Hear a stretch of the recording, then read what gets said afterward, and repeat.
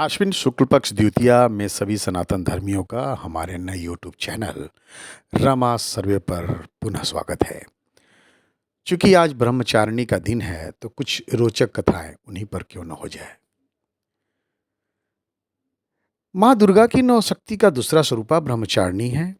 यह ब्रह्मा का अर्थ तपस्या से है। माँ दुर्गा का यह स्वरूप भक्तों और सिद्धों को अनंत फल देने वाला है। इसकी उपासना से तप, त्याग, वैराग्य, सदाचार और संयम की वृद्धि होती है। ब्रह्मचारिणी का अर्थ तप की चारिणी यानी तप का आचरण करने वाली माना जाता है। देवी का यह रूप पूर्ण ज्योतिर्मय और अत्यंत भव्य है। इस देवी के दाएं हाथ में जप की माला है और बाएं हाथ में यह कमंडल धारण किए हुए हैं। पूर्व जन्म में इस देवी ने हिमालय के घर पुत्री रूप में जन्म लिया था और नारद जी के उपदेश से भगवान शंकर को पति रूप में प्राप्त करने के लिए घोर तपस्या की थी।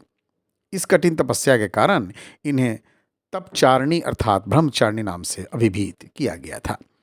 1000 वर्ष तक इन्होंने केवल फल फूल खाकर बिताए और 100 वर्षों तक केवल जमीन पर रहकर शाक पर निर्वाह किया। कुछ दिनों तक कठिन उपवास रखें और खुले आकाश के नीचे वर्षा और धूप के घोर कष्ट सहें। 3000 वर्षों तक टूटे हुए बील पत्र खाएं और भगवान शंकर की आराधना करती रहीं। इसके बाद तो इन्होंने सूखे बील पत्र खाना भी छोड़ दिया।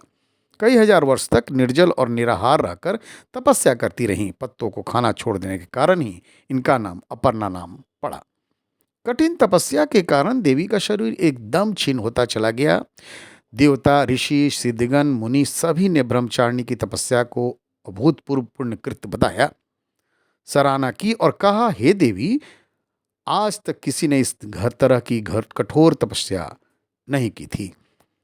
यह तुम्ही से ही संभव थी। तुम्हारी मनोकामना परिपूर्ण होगी और भगवान चंद्रमौली शिव जी तुम्हें पति रूप में प्राप्त होंगे। तब तपस्या छोड़कर घर लौट आओ। जल्द ही तुम्हारे पिता तुम्हें बुलाने भी आएंगे।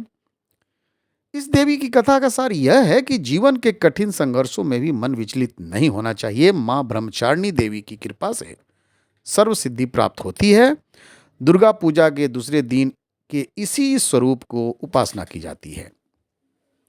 या देवी सर्वभूतेषु ब्रह्मचारिणी स्वरूप रूपेण सन अस्थिता। नमस्तस्यै नमस्तस्यै नमस्तस्यै नमो नमः। धन्यवाद।